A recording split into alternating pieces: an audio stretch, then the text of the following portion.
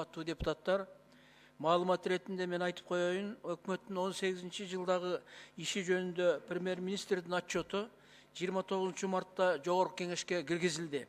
Сиздерге белгилүү болгондой, регламентке ылайык отчет 1-майдан кечиктирилбестен каралууга тийиш. Ошондуктан отчетту талкуулоону келерки дүйшөмбүдө 8-апрелде агрардык саясат жана социалдык маселелер боюнча комитеттердин бекитилген иштөө күнү урматтуу Айтмамат Кошоевич, урматтуу Гүлкан Сакеновна көч башында болуп, отчетту кароону баштап берсеңиздер деп сиздерден суранат элек. Ал эми 12-апрелде урматтуу Иса Шейшенкулович көпчүлүк коалицияда карап берсеңиз деп сизден дагы өтүнүп кетет элек. Эми урматтуу депутаттарыбыздын суроо талаптарына өтсөм. Урматтуу депутатыбыз Мирлан Исакбекович кыргыз эл баатыры Дооронбек Садырбаевичтин 80-жылдыгына арналган кино жумалыкты өткөрүү маселесин койгон.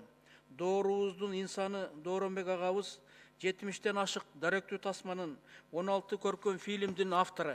Агабыздын Махаббат дастаны, Арман, Түркүн тагдырлары аттуу кинофильмдери бир нече жолу эл аралык сыйлыктарга татыктуу болгон.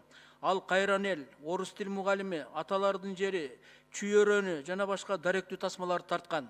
Бишкекте кино үйүндө 1-апрелде Садырбаевдин тасмаларынын кино жумалыгы Чыңгыз Айтматовдун чыгармасына тартылган Арман кино тасмасы менен ачылды. Кыргыз киносунун өчпөс жылдызы болуп калган Докебиздин Махаббат дастаны, Акбаранын көз жашы, Түркүн тагдырлар кино тасмалары бир жума бою көргөзүлөт. Андан соң бир ай бою бүт региондордо коюлат.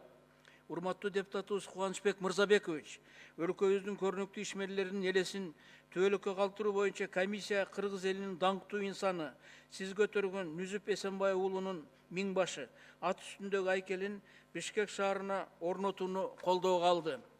Урматтуу депутатыбыз Кенжебек Сатымкулович бир нече жолу Сарымсак каналын оңдоп түзөө иштерин көтөргөн. Каналдын узундугу 22 километр, бюджеттин эсебинен 9 километрин оңдоп түзөө иштери бүгүнкү күндө бүткөрүлгөн.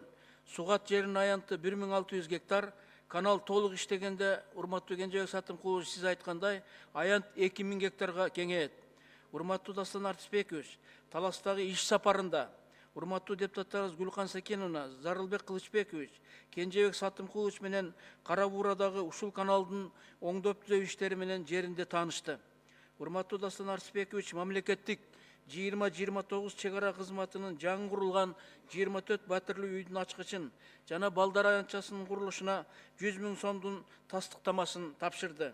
Ошондой эле курулуп жаткан бир катар социалдык объектилерди дагы болду. Андан соң Талас шаарындагы Голландия сыры, каймак май өндүрүүчү Талас даамы ири компаниясына барышты. Анын продукциясын Россиянын сыр сүйүүчүлөрү алышат.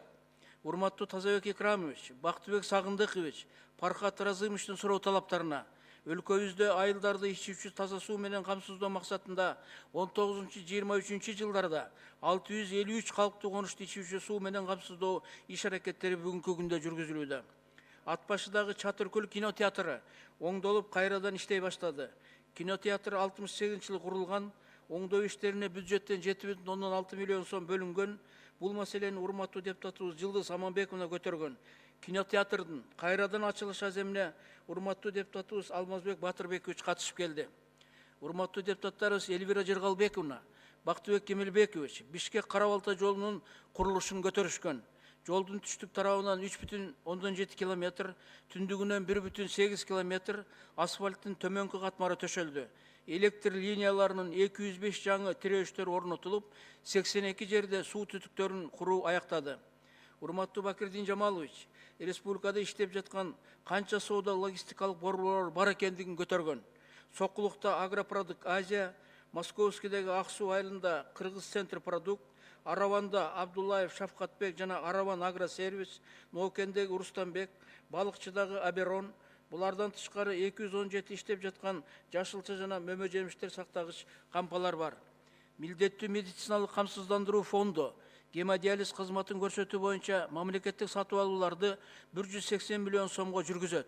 Гемодиализдин 1336, анын ичинен 572 бейтап бюджеттин эсебинен алат. Бул өзөктүү социалдык маселени урматтуу Тазабек Икрамович, Карамат Бабашевна, Айсулуу Турусбековна көтөрүшкөн. Урматтуу Айнур Тойчиевна, акыркы убакта жаштар алкоголдук ичимдиктерге берилип бараткан коркунучтуу тенденцияны айткан. Ичимдикти өндүрүүгө, көзөмөлдү күчөтүүгө тийиштүү мамлекеттик органдар биргелешип иш-чаралар планын бекитишкен. Капысынан текшерүү жүргүзгөндө мыйзамсыз жүгүртүүдөн 236 000 бөтөлкө алкогол, 5 тонна пиво, 325 литр спирт, жалпы суммасы 18 миллион 527 000 сомго сатуудан алынып салынган. Бишкекте жана Сокулукта мыйзамсыз алкогол чыгарган жашыруун цехтердин иштери токтотулган. Урматтуу депутатыбыз Сайдулла Камболотович, Арсланбап айылында ооруканада түнкү күзөт жок экенин белгилеген.